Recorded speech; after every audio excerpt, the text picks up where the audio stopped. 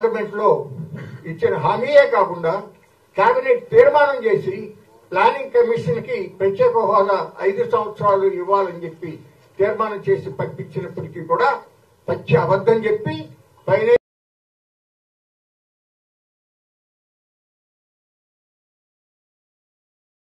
పరిస్థితులలో అట్లాగే రాష్ట్రానికి సంబంధించిన ఉమ్మడి ఆస్తుల విభజన జస్టిస్ గోపాల్ గౌడ గారు సుప్రీంకోర్టు జడ్జిగా ఉండి ఆ ఉమ్మడి ఆస్తుల్ని ఆనాడు ఉమ్మడి ప్రభుత్వం మొత్తం రాష్ట్రంలో ఉన్న ప్రజల యొక్క పన్నుల నుంచి ఏర్పాటు చేసినటువంటి వాటిని 58:42 రేషియోలో పంచాలి అని చెప్పి ఆయన తీర్పు ఇచ్చిన ఆనాడు అధికారంలో ఉన్నటువంటి చంద్రబాబు నాయుడు గారి ప్రభుత్వం దానిని సరిగ్గా పట్టించుకోకుండా కేంద్ర ప్రభుత్వంలో తెలుగుదేశం తరఫున 2 మంత్రులు ఉన్నప్పటికీ కూడా దాన్ని అమలు చేయడానికి డివిజన్ బెంచ్ సమర్థించిన తర్వాత కూడా హోమ్ డిపార్ట్మెంట్ లో ఒక అసిస్టెంట్ సెక్రటరీ ఆ ఆస్తులని తెలంగాణకే చెందాలని చెప్పించిన ఆర్డర్ మార్పించకుండా వ్యవహారం చేసిన పరిస్థితులు తీవ్రమైన నష్టం జరగటం కానీ అట్లాగే ఒక మేజర్ పోర్టు ఇవన్నీ చేయకపోగా విశాఖపట్నం స్టీల్ ప్లాంట్ కూడా అమ్ముతామంటే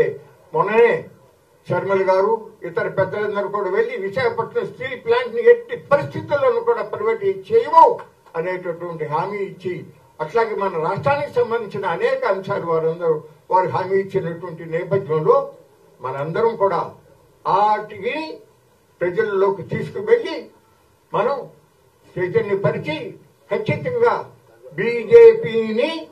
బీజేపీకి ప్రత్యక్షంగా లేక పరోక్షంగా మద్దతు ఇస్తూ దాదాపు వారికి ఊడియం చేస్తూ రాష్ట్ర ప్రజలకు కూడా జరుగుతూ ఉన్నటువంటి నేపథ్యంలో వీటికి వ్యతిరేకంగా ప్రజల్ని సంఘటనపరిచి పోరాటం చేసే లక్ష్యంతో ఈనాడు ఏర్పాటు చేయబడింది. మీ అందరి ముందు కూడా నోట్ ఇవ్వటం జరిగింది డీటెయిల్డ్ గా. ఇంగ్లీష్ లోను తెలుగులో కూడా ఉన్నాయి. వీటిపైన మీరు మీ యొక్క ఇంకా వాటిల్లో ఫలానా విధంగా మార్పు చేస్తే బాగుంటుందండి, ఫలానా చేరిస్తే బాగుంటుంది అనేటటువంటి విషయాలు దయచేసి చెప్పండి. మన అందరి యొక్క ఆమోదంతో మనం ఒక తుది నిర్ణయానికి తుది ప్రకటన చేసుకుని మనం ప్రజల దగ్గరికి దాటిని తీసుకువెళ్దాము.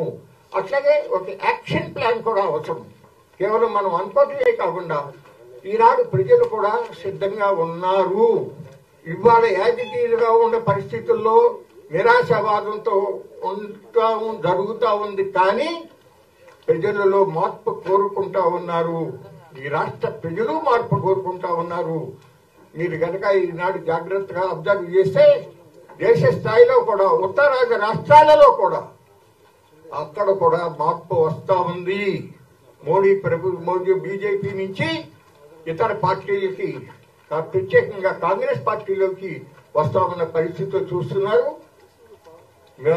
చాలా మంది మేము చిన్న వయసు నుంచి కాంగ్రెస్ వ్యతిరేకతతో పెరిగిన వాళ్ళం అయినప్పటికీ కూడా అట్లాగే పార్లమెంట్ లో ఉన్నప్పుడు ఒకసారి రాజీవ్ గాంధీ గారు ప్రధాని, ఒకసారి పివి నరసింహారావు గారు ప్రధాని, మరి ఎంతో పోరాటం చేశాం. కానీ ఈ 10 ఏళ్లలో మోడీ ప్రభుత్వం తీసుకున్న నిర్ణయాలు, వాళ్ళు వ్యవహరిస్తా ఉన్న తీరుతెన్నులు చూస్తే కాంగ్రెస్ ఆ పెద్దలందరికీ కూడా చేతులెత్తి దండం పెట్టాలని అనిపిస్తుంది. 100 రెట్లు మెరుగని చెప్పి అనిపిస్తా ఉన్నటువంటి నేపథ్యంలో సామాన్య ప్రజానీకానికి కూడా మన రాష్ట్రానికి సంబంధించి తిరిగి ఆంధ్రప్రదేశ్ రాష్ట్రం అక్షర క్రమంలోనే కాకుండా మళ్ళీ అభివృద్ధి పథంలో కూడా ముందు ఉండాలి అనేదంటే ఖచ్చితంగా ఇండియా కూటమిని అధికారంలోకి తీసుకురావాల్సిన అవసరం ఉంది. ఆ ఇండియా కూటమి అధికారంలోకి వచ్చేదానికి ఆ పార్టీలకు చెందినటువంటి నాయకులు, కార్యకర్తలతో పాటుగా అనేక ప్రజా సంఘాలు, పౌర సంఘాలు అందరూ కూడా రెడీగా ఉన్నారు. వాళ్ళందరినీ కలుపుకెళ్లాల్సిన అవసరం ఉంటుంది. అందులో ప్రధానమైన భూమిక మన అమ్మాయి ఆంధ్రప్రదేశ్ కాంగ్రెస్ కమిటీ అధ్యక్షురాలు మన శర్మల గారు, మరి రాజశేఖర్ రెడ్డి గారి కుమార్తెగా ఈనాడు ఏపీసీసీ ప్రెసిడెంట్ గా అనేక విషయాల్ని చక్కగా రాష్ట్రానికి సంబంధించి కానీ కేంద్రానికి సంబంధించి కానీ ఆవిడ మాట్లాడుతూ ఉన్నారు. ప్రజలలో మళ్లీ నిస్తేజంగా ఉన్నటువంటి పరిస్థితి నుంచి మార్పు వస్తా ఉంది. ఆ మార్పు ఇంకా రాబోయే రోజుల్లో తీవ్రతరం అవుతుంది. ఖచ్చితంగా ఆంధ్రప్రదేశ్ రాష్ట్రంలో కూడా అధికార మార్పిడి జరుగుతుందనే పరిపూర్ణమైన విశ్వాసం ఉంది. అట్లాగే కేంద్రంలో కూడా దాదాపు కుడి ఎడంగా దగ్గరగా వచ్చే పరిస్థితుల్లో మన ఆంధ్రప్రదేశ్ లో మనం ఎంతమందిని గెలిపించుకుంటే ఆ పార్లమెంట్ సభ్యులతో యొక్క కీలకమైన పాత్ర కూడా వాళ్ళ యొక్క ప్రాముఖ్యత కూడా ఉంటుంది. కాబట్టి మనం ఎన్నికలు ముగిసే వరకు కూడా విశ్రమించకుండా ప్రతి ఒక్కరూ ప్రతిరోజు ప్రతి క్షణం కూడా ఈ ఆశయ లక్ష్య సాధన కోసం కృషి చేయాలి అని చెప్పి మీకు మనవి చేస్తా ఉన్నాను. తర్వాత మనం అందరం కూడా ఒక ఈ కనీస ఎజెండా గురించి సలహాలు చెప్పండి. దాన్ని ఏమన్నా చేర్పులు మార్పులు చేయాలంటే చేద్దాం. మీ ముందు ఉన్న దానికి తోడు దాంట్లో 4 లేబర్ కోడ్లను రద్దు చేయాలనేది కలపాల్సిన అవసరం ఉంది. అట్లాగే ఇంకెవరన్నా మీరు మంచి సజెషన్స్ అవి ఉంటే చెప్పండి. విద్యా వైద్య రంగాలకు సంబంధించి కూడా అవి కూడా కాంగ్రెస్ పార్టీ చక్కగా కొన్ని నిర్ణయాలు చేసే ఉంది. తర్వాత మన ఏబిసిసి ప్రెసిడెంట్ గారు శ్రీ శర్మిల గారిని మాట్లాడమని కోరుతా ఉన్నాను. బాబు మీరు తర్వాత 1 o'clock ప్రెస్ మీట్ ఉంటుందమ్మా, అప్పుడు రెడీగా అందరం కలిసి భోజనం చేసిన తర్వాత ప్రెస్ మీట్ చేసుకుందాం. ఓకే, అభ్యంతరం లేదు కదా?